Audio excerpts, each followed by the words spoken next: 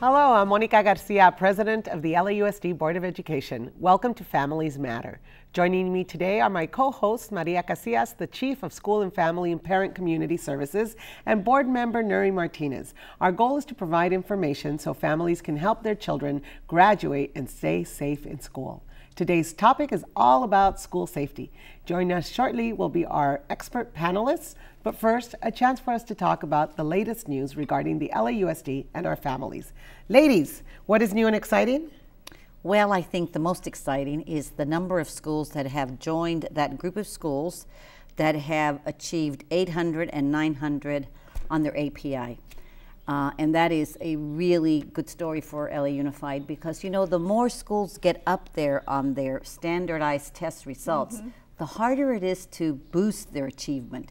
And these kids in these schools have done, I think, an excellent job, and the credit goes to their teachers and their fine principals who are leading this effort. So we have 120 new schools and a total of 250 schools in the district. In that high category. High category. And as a parent, you know, the first thing people ask, those parents who understand the district, is you want to find out what the API score is of that school. Oh, yes. And if you see, and I tell my parents, if you see a school anywhere in the 800s, especially in the 900s, that means something very special is taking place at and that actually school. that is the very first indicator for families and even would-be families that it's like a grade, right? Yeah, they're to looking for a very good, safe place for them to raise a family, and the first thing they check out is what is the API score. And I wish that more parents would do that. That they could drive this market just based on what's good for kids, and what's good for kids is really what's good in terms of their education. Yeah. So we're very proud of all of these schools, and I think that that's a real boost, you know, to the credit of our superintendent and the leadership, to the leadership of you guys on the board. So that's always good to know. It's very good. We have, like Nuri said, 250 schools that have reached the California goal of being 800. When you're at 800, you're considered a successful school. So that is lifting our schools in all neighborhoods, because this was when we celebrated at the board, it was in every board district. There were schools that had achieved this level, and we know scores aren't everything, but they are absolutely an important indicator for any school in California. Good, good, good. It's very good. And along with that, you just approved resources that will provide kids with a digital device. So tell us a little more about that. So at the last board meeting, we voted on the initial 3-year plan to give every student in our district, an electronic device in school.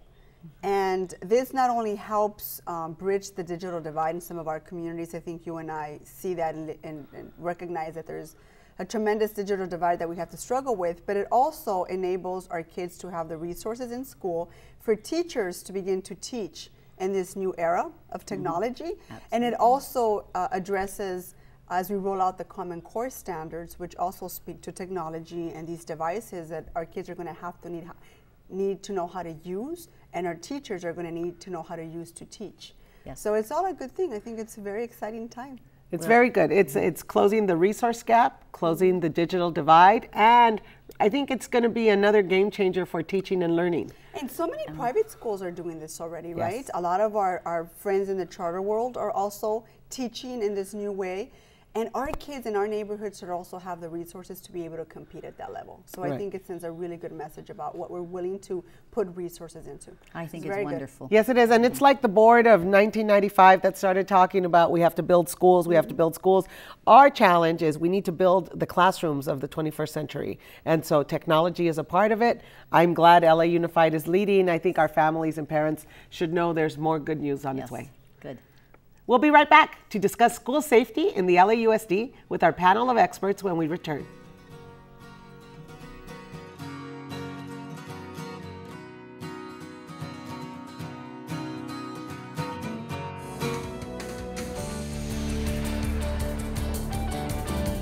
And if you know, they know. They can't say they don't know. They can't say they don't walk into this with their eyes open. You walk into the corridor of death, and you know this moment might be your last. To see those kids on that stage give with such heart and earnestness their souls to this performance and amplify the voices of human rights defenders, people who have faced imprisonment and torture and death for basic rights, which most of us take for granted. It was a very, very moving, wonderful, uplifting evening. That's what tonight is about these wonderful young people telling us again and again how we have to reach out and help those who are hurting so much. We cannot stay passive. We must speak. We must call out. We must reach out. A lot of people have been suffering around the world, all different races. And so it motivates me to actually step up, speak my mind, and not be afraid of what people think. And then also it encourages me to actually try to make a change in what people think, try to make a change in society, my community, let people know what's going on around us. Occasions like this where we see wonderful actors, but together with students who also have a voice, a powerful voice of their own, is really what Senator Kennedy, I think, would have wanted. Watching these young people play together, and they had an innate sense and an instinct that was absolutely perfect. And we just felt like we were being swept along in this tidal wave of energy and talent and commitment. And so it was a great night, and I'm very proud to be a part of it.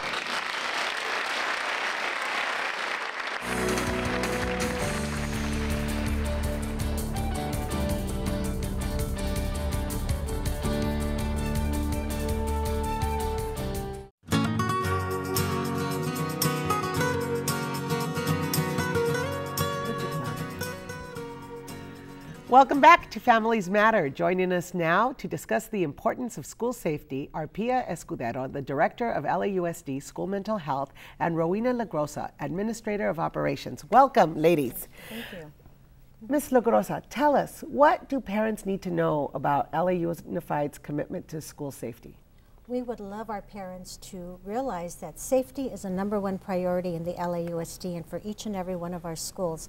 And that comes about through a number of ways. First of all, we're very fortunate that every elementary school, span school and middle school, will be staffed with a 3-hour campus aid, 2 3-hour campus aids, effective within a month or so. Additionally, every school has a safe school plan. And that's developed by a number of stakeholders at the school, and that Safe School Plan is really a living document. It's accessible and available for parents, and parents actually participate on the safety committee that helped to develop the Safe School Plan. So it outlines what would be done at a school site in the event of any type of an emergency, from an earthquake to flooding to a bomb threat. Any type of an emergency would be addressed. The school knows what to do. It's preventative in nature very often because we brainstorm what we would do in the event of an emergency. We mitigate circumstances that may lead to some type of an emergency. We plan, but then it's also composed of how we would respond and recuperate should there be an emergency at a school site. So is the Safe School Plan individual to did each school come up with its own plan, or is this a district-wide plan that everyone needs to follow?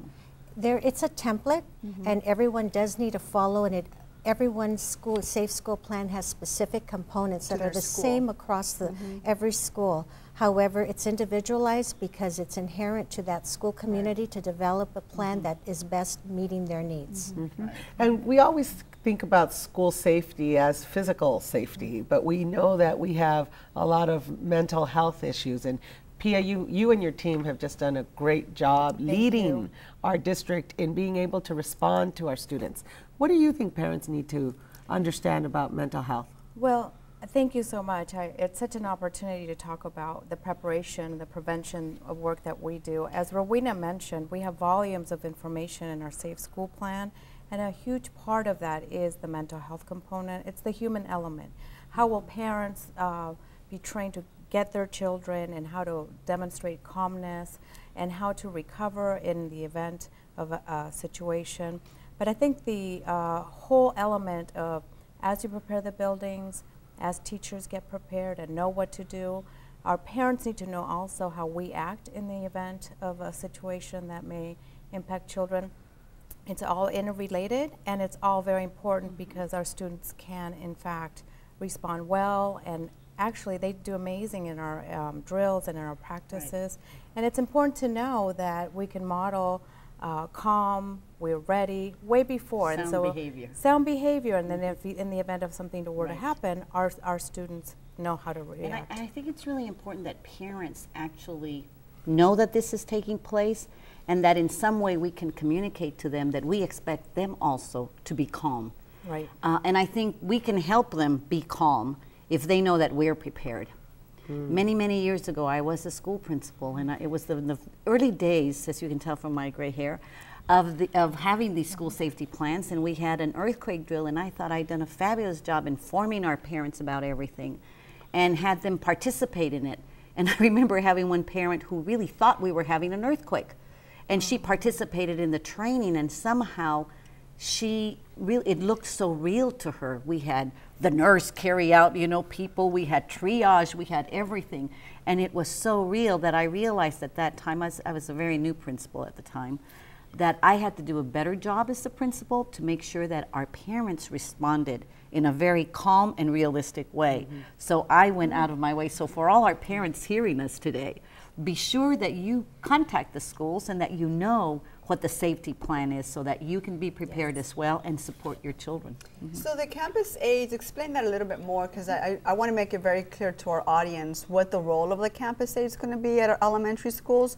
I understand that none of our elementary schools actually have a police officer on campus, and so to a lot of our parents, given these latest events with these massacres, and strangers walking onto a campus, are these folks supposed to work with the principal, or is it just another pair of eyes to keep a lookout? That's a great during when kids are being dropped off and then when they're being picked up at school? Exactly. They will be that extra pair of ears and eyes in order to be visible on the campus, be there to greet parents, and specifically to be able to ensure that anyone entering a campus is there on school business and is signing in. But they'll also be providing additional supervision on the yard when students are in the yard before school, during break and nutrition, after school as well. And those hours will be identified by the school site as to when it would be most conducive to have that extra supervision on board. They can split the position and have up to two. There'll be two positions of 3 hours each, so they're receiving an additional 6 hours of supervision on each and every campus. And we're doing this for all of our elementary schools? Yes, every elementary school, some of our SPAN K-8 schools, our middle schools as well, and we know that we have a school police officer assigned to our high school campuses. Right. So what do you recommend to parents? What do you recommend in terms of having a conversation with their children about safety? What should we say out loud? We don't want to be afraid to come to school, but what can we say? Right. I think that communication is key. It's key so that parents feel confident that at the school site safety is a priority for us.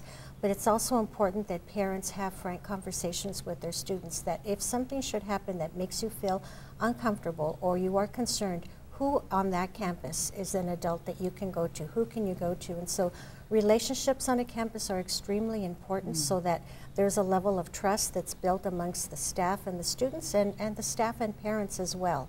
So communication is key, and having that conversation before an event occurs so that we can feel confident that there are trusting adults on campus that our students can go to. I think we need to talk more about how we're in it together, because so many times when we drop off our kids at school, we just expect we walk away thinking it's the school, everything's going to be taken care of, nothing's going to happen to our kids while they're at school. Unfortunately, we live in really scary times and things do happen. And even in the nicest communities, things happened. It happened everywhere. So I think we also need to have a conversation of what the community school aspect of all this is, what the role of the community is when responding to an emergency, and how we can better prepare our parents to also help and pitch in, and how we prepare our kids, and if there is an emergency, what is the family plan, right? How are they going to get back to, if I'm, for example, in downtown, how do I communicate with my daughter if no one is there to pick her up? Who should she go home with? I mean, that kind of conversation at home is very important, because we get stuck. I mean, unfortunately, we don't live or work, I should say, 10 minutes from my daughter's school. I mean, I wish I could, but that's not the reality. So I think we need to broaden the way we have these conversations at home and bring in the entire school community, the surrounding community, and have a different conversation with our parents. What is a family plan in case of an emergency? Do you hear That's a very good idea. Yeah. We should. What should we do? I think about it every day. Workshops for parents and about helping them develop their home plan. That's a wonderful idea. Yes, but I do want to caution you that when we do that as parents and at school and we have questions, it is a time where you're getting information. So let's not put fear in our children. You know, if something happens, we're going to come out. So it's a common, and you said it, Rowena, it's a good communication opportunity to talk about, are you scared about something? Do you have someone to speak to at school? And as a parent, as a teacher, all of us adults that are helping to create a safer community in schools, it's asking questions and then finding out, how can I help? Because there are opportunities to help. The safe school plans that Rowena mentioned include parent participation. If they come in to volunteer, there's things that they can do. So I think that it takes all the community to create that common thread of keeping our children safe. So we're going to take a short break, and when we return, we'll be joined by the Chief of Police of the Los Angeles School Police Department, Steve Zipperman.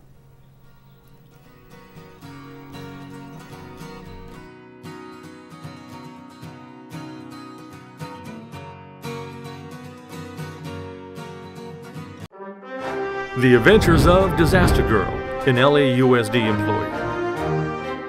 Disaster Girl prepares for a lockdown. Disaster Girl knows search and rescue. Disaster Girl follows triage procedures.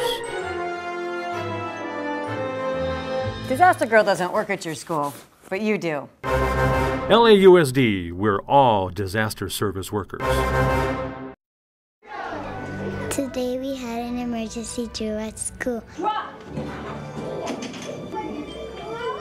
learned that school is a safe place for me to be in an emergency. We practice what we should do. My teacher practiced too.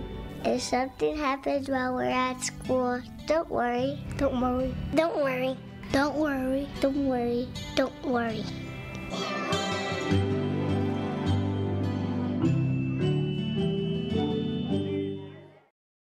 Emergencies at school are a frightening thought for parents and guardians.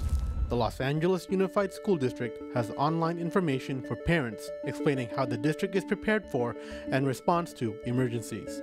Located at parentemergencyinformation.lausd.net, topics include earthquake, tsunami, fire, lockdown, shelter in place, and public health. It also includes information for parents to do during and after a school emergency. Information for general preparedness for you and your family is also available. This information is currently available in English, Spanish, Korean, Chinese, and Armenian. The LAUSD is dedicated to the health and welfare of our students.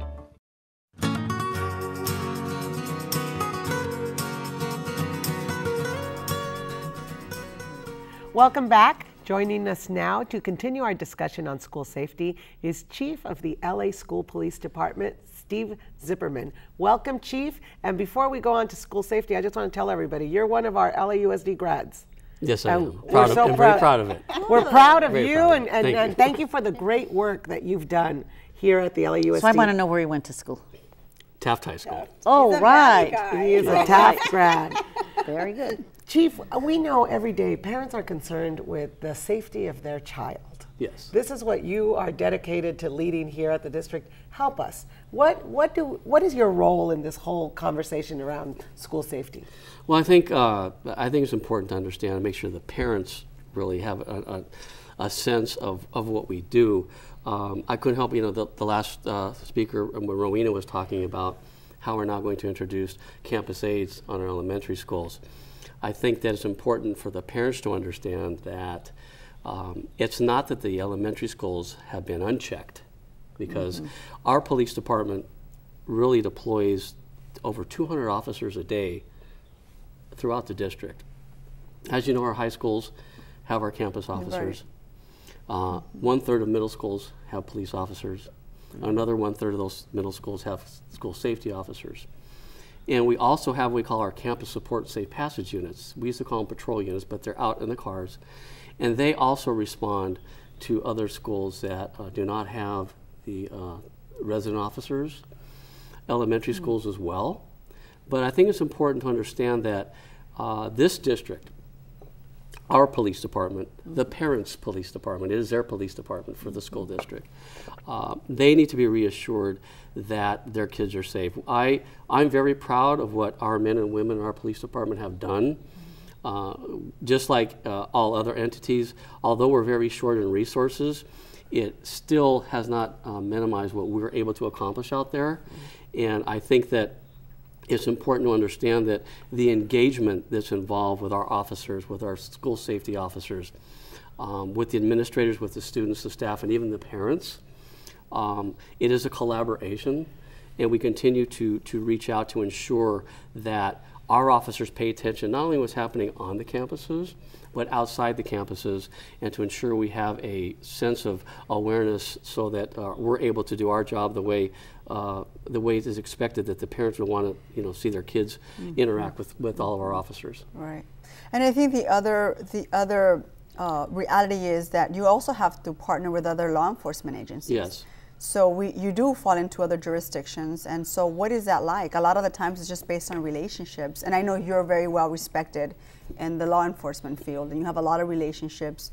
But what has that been like in trying to address our school safety issue? Well, I think it's important to understand that within our 710 square miles, we encompass all the city of Los Angeles, right, and 15 other agencies, municipal agencies that have police departments. Like smaller cities. Smaller cities, San Fernando, Bell, Southgate, Vernon, many other small agencies. The other agencies have always been involved with the relationship with school police and the district in general.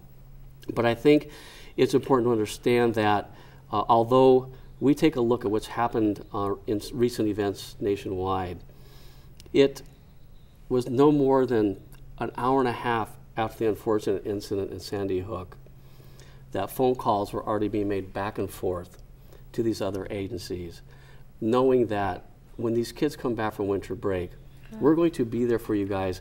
Where do you need the extra resources at? This is a relationship that it's priceless.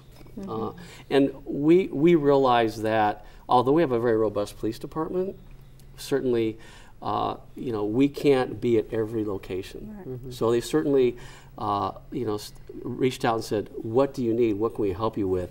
And so that partnership continues to grow.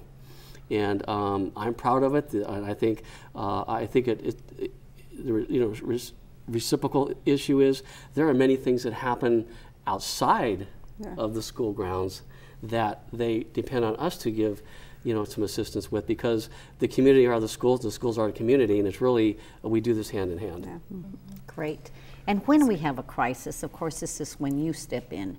And how do you coordinate with, when a crisis, say like Sandy Hook, how do you get connected immediately? Because I'm sure that you have to have conversations. That's right. And we have a very large district, and so it's important that we also communicate. Right.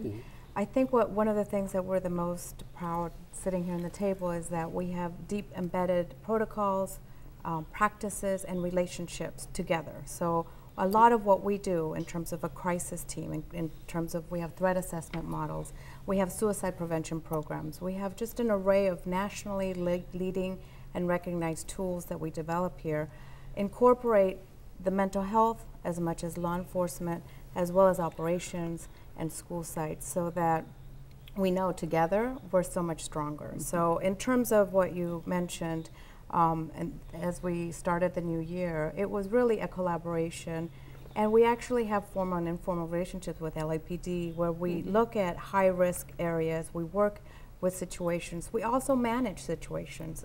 We're very fortunate we haven't had events as mentioned, but I think it's because we monitor, we manage, we try to get people help. In terms of mental health, there are so many things that we could do to prevent the evolution of violence and criminal behavior. So we try to not just mitigate by law enforcement or maybe hospitalizing somebody, but when they return back to our schools and how we support them in the community is critical for us. So I think I'd just like to add, Pia, and that's just a critical component, the teamwork that's involved. Right. We have probably thwarted so many events that could have happened, yes, but they didn't because of all the players involved, the threat assessments, the mental health component, the law enforcement partnerships with that, and how we all collaborate together. It's really amazing, and coming from a municipal agency of 32 years into an organization like LAUSD, I am simply amazed at what is together as far as the components and how well we work together as a team. And that's not said enough. I mean, the amount of stuff that goes on every day. I mean, we're huge. We're almost 800 schools. Right. And the stuff that goes on that immediately gets prevented and addressed, that just goes unnoticed by many of the public. Because it's natural for us, right, and it's our job, and we do it every day. I think the parents need to understand the systems that are in place at LAUSD for student safety, and our response as a team is probably, it's second to none. Right. I think it's a proactive way of ensuring that the way we react to a crisis is a sound and very safe way for our families. I also want to mention the responsibility that all staff have to ensure the safety of students, obviously in times of crisis, and be alert to everything. But we also are responsible for the safety of students in other places, in the home. And so this is why we reach out to our families, and we try to provide guidance to our family, because our families are very stressed out as well.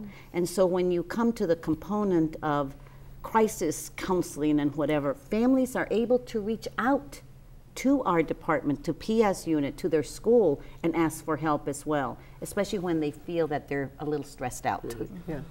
And I think it's important, you had mentioned, hey, thanks for the great job, but I think Pia and I will both agree, although she and I have the responsibility of overseeing a lot of this stuff, it's the PSWs that are out there throughout the district, the men and women in the police department that make it happen. Yes. They're the ones that are connecting with everybody and making it happen. Right. And so we're very proud of them. Well, we're very proud of very grateful to have very both grateful. Of your leadership. Very good. We talk wrapping up in a minute. We talk about student achievement, and we know we need these services and focus on safety in order to get the number one issue for our families is safety. That's right. And with that, safety is our motto, and student achievement is our goal. So stay with us, okay? Thank you for joining us on Families Matter. Please visit our family websites, families.lausd.net and parentaccess.lausd.net. Your involvement makes all the difference. See you next month, and remember that families really, really matter. Thank you.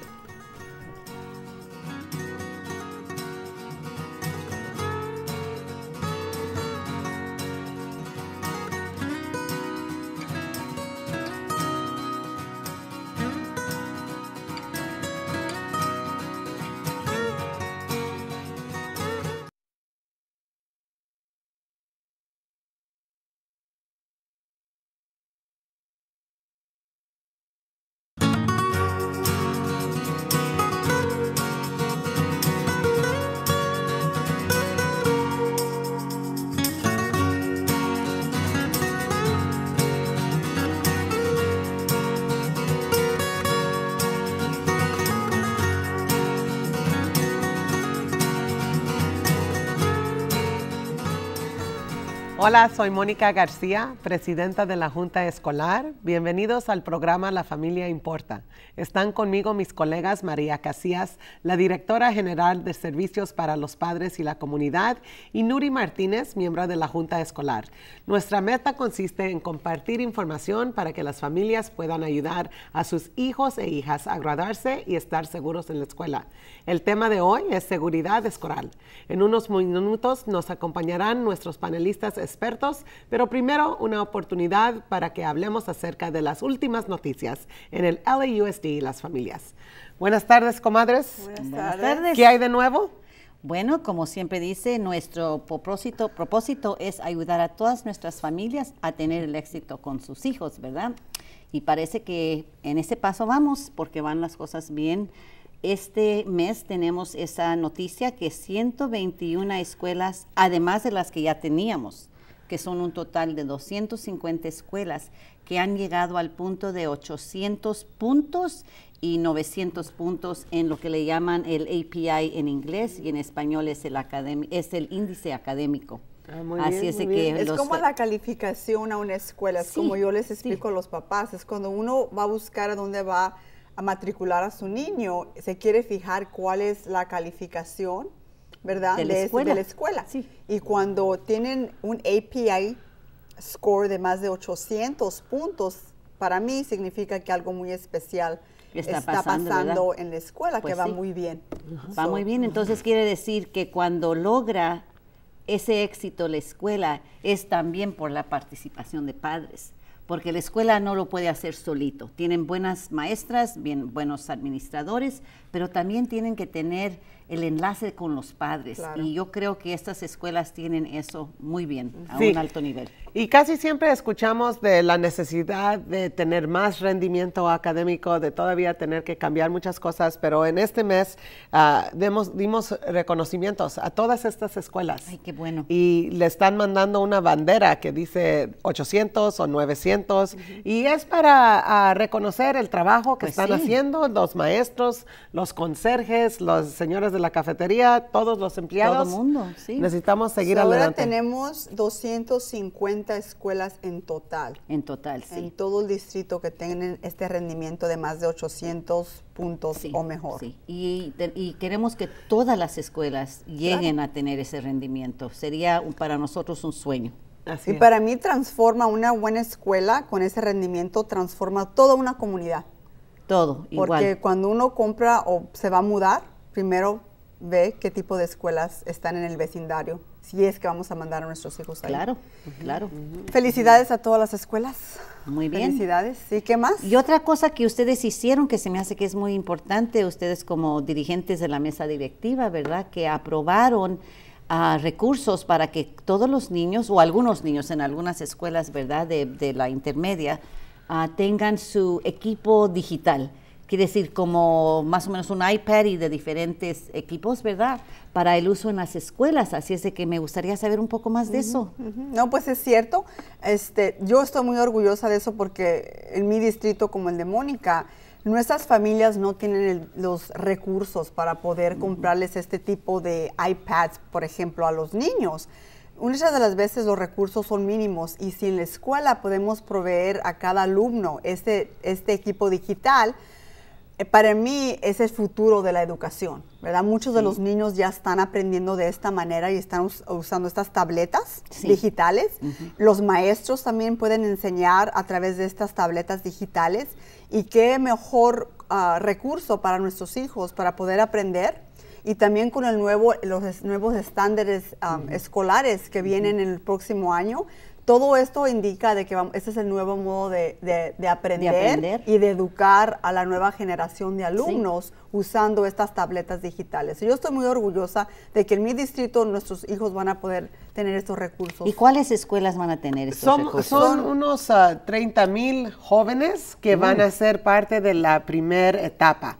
La intención es que estas tabletas lleguen a todos los estudiantes y todos los maestros, pero vamos a empezar con lo que le estamos llamando Phase 1, ¿verdad? El primera etapa, que son unos 30,000 jóvenes. Entonces, es importante que todos estén al tanto. Vamos a escuchar más de cómo el LAUSD va a hacer esto y verdaderamente esperamos más rendimiento académico. Muy bien. Regresamos enseguida para hablar con nuestros panel de expertos sobre la seguridad escolar en el LAUSD. Ya volvemos.